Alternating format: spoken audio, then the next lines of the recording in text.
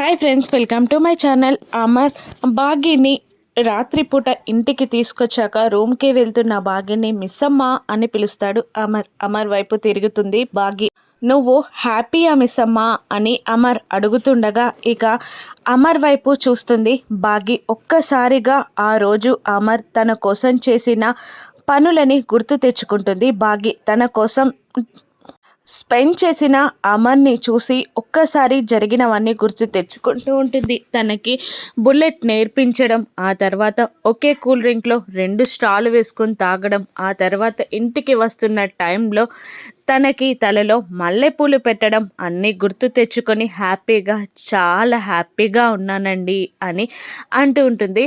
ఆ భాగ్య ఈరోజు మీరు చేసిన దానికి ఎన్నిసార్లు థ్యాంక్స్ చెప్పినా సరిపోవండి అని భాగ్య అంటుండగా, నాకు థ్యాంక్స్ అవసరం లేదు మిస్సమ్మ, నువ్వు హ్యాపీగా ఉంటే చాలు అని అనేస్తాడు అమర్. ఇక దాంతో భాగ్య అమర్ చేయిని పట్టుకొని తన కళ్ళలోకి చూస్తూ, నేను హ్యాపీగా ఉండాలి అంటే ఎక్కడికో వెళ్ళి ఏదో చేయాల్సిన అవసరం లేదండి, ఈ ఇంట్లోనే మీ పక్కనే ఉంటే చాలు, నాకు చాలా సంతోషంగా ఉంటుంది అని భాగ్య అమర్ని అంటుండగా అమర్ ప్రేమగా భాగ్య కళ్ళ వైపు చూస్తుంటాడు. భాగ్య కూడా ప్రేమగా అమర్ కళ్ళ వైపు చూస్తూ ఉంటుంది.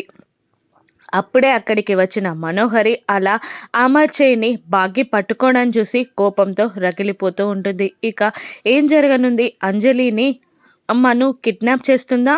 భాగ్య కాపాడుతుందా? రాను ఎపిసోడ్స్లో చూద్దాం. Thank you for watching.